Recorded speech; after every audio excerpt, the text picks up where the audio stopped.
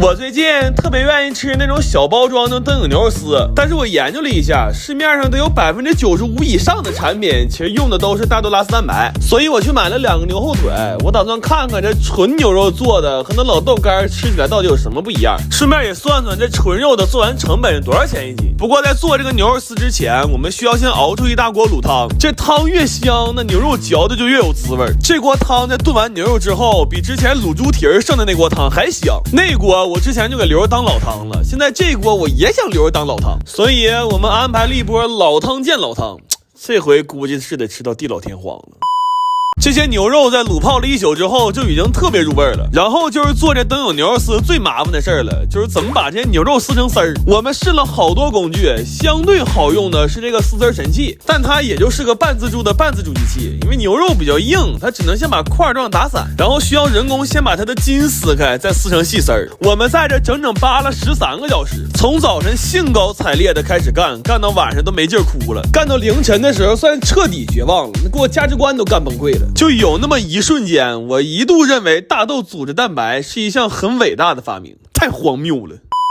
这些肉扒完丝儿，算是彻底给我们累麻了。完就寻思先歇会儿，刷刷手机。正好最近新换了个苹果14 Pro Max， 这手机内存大、运行快，价格还实惠。在转转上买的，才花了8900，用着跟新的一样，比新的还便宜2000多。而且转转是官方验二手平台，手机都有真人检测，数码产品全都保修1年，特别靠谱。想换数码设备的，推荐你们也去转转看看。然后这些牛肉丝儿要大火给它炸到脱水，为了能更好吃，我还一起炸了4盆料油。后来我算了一下，那200斤肉卤完炸完就剩下60多斤了，但是炸肉炸油却一共用了100斤油。要不怎么说这玩意儿吃着香呢？它主打的就是一个油比肉多。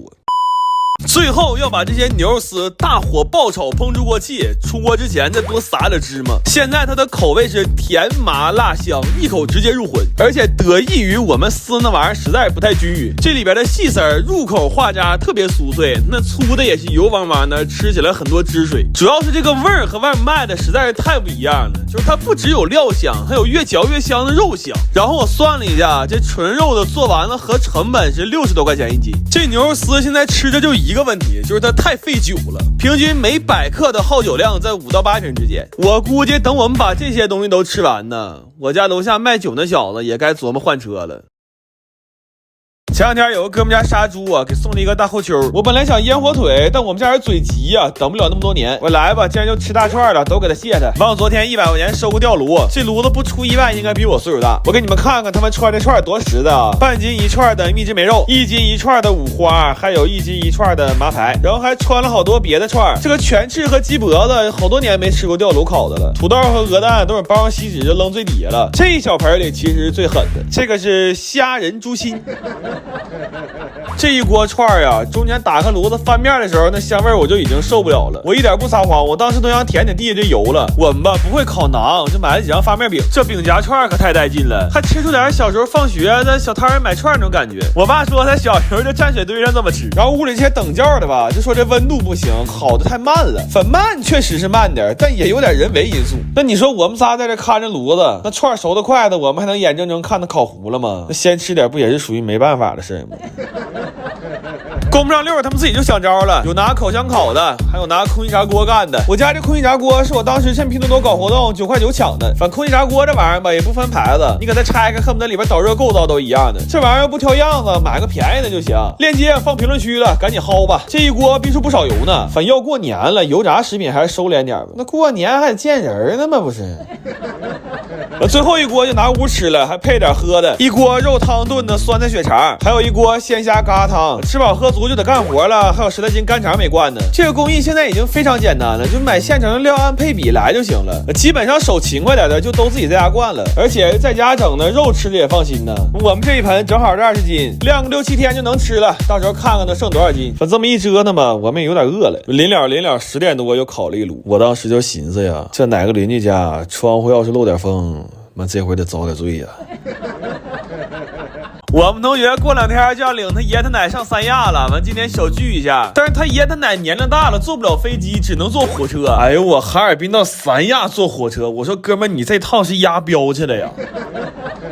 老话说上车饺子下车面，所以这顿必须得有烤包子呀。这包子刚开始馅儿多了，完就使劲往里包，后来觉得馅儿不多了，就加了点洋葱。再后来啊，馅儿里没肉了，我就直接包了俩洋葱馅儿的。完，我们同学含着眼泪跟我说走之前我能不能点2个菜，一个是你给你奶做的肘子烩饭，还有一个是你前老丈人给你做的那个广式给包。真的，就他那个眼神真诚又笃定，我一下没整明白，我说你是要走啊还是要走了？我说咱今天吃的是饭呢还是席呀，哥们儿？我弟说哥你别跟他生气了，你看看我点这俩菜，他点的麻辣拌、剁椒鱼头和酸豆角炒肉末。哎呀，我真是我弟从来就不愿意吃那老爷们吃的东西，你发没发现？还给他准备了1箱整整9盒自嗨锅，都是趁现在拼多多双11花1块钱抢的。这毛血旺自热火锅贼入味儿，还有梅扣和沙牛饭都嘎嘎好吃。链接我放评论区了啊，你们也弄他一下子。但他们爷仨得坐4天火车，我都怕这1箱不够啊。